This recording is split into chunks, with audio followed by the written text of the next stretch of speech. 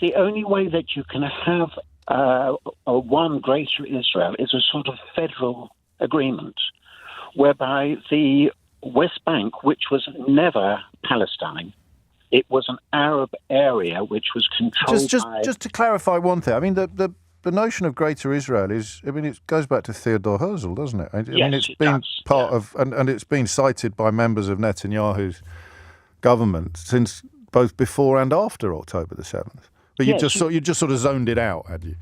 Yeah, because I mean, the whole thing is Netanyahu's government. There are a lot of right-wingers, unfortunately. Fascists. I suppose you could call them that. But one of them has been convicted of terror offences. Yes. So terrorists and fascists. But I mean, what I'm talking about is a greater Israel. I'm talking about a sort of federal state.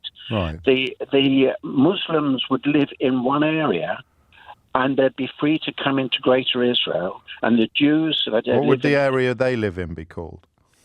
It's still Israel. Right.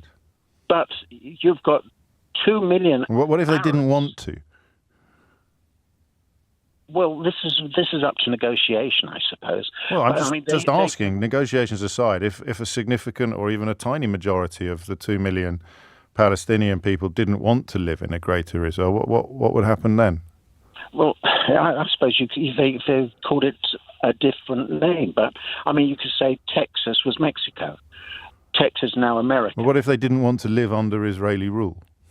Whatever you decided to call the territory. Well, you can have a federal and where they have their own local government, but they have proved that they cannot have weapons. Right. And can the rest of Israel have weapons? The rest of Greater Israel have weapons? Greater Israel does not want weapons. They don't want to be the biggest power in the Middle East. Not what I asked, is it? No, but they don't. I cannot believe the great majority of the Israelis want that. They have got a great technology. So they wouldn't be allowed weapons either? So you're describing a massive ghetto, I think. No, I'm not. What do you think you're describing then? Or apartheid then?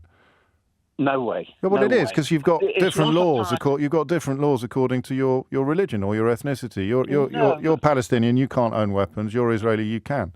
Well, they're not Palestinians. They never have been Palestinians. What are they? They're Arabs. Okay, you're an Arab. That's even more. That's even closer to apartheid, isn't it? You're an Arab. No, it's not. You can't. Different laws for Arabs, then.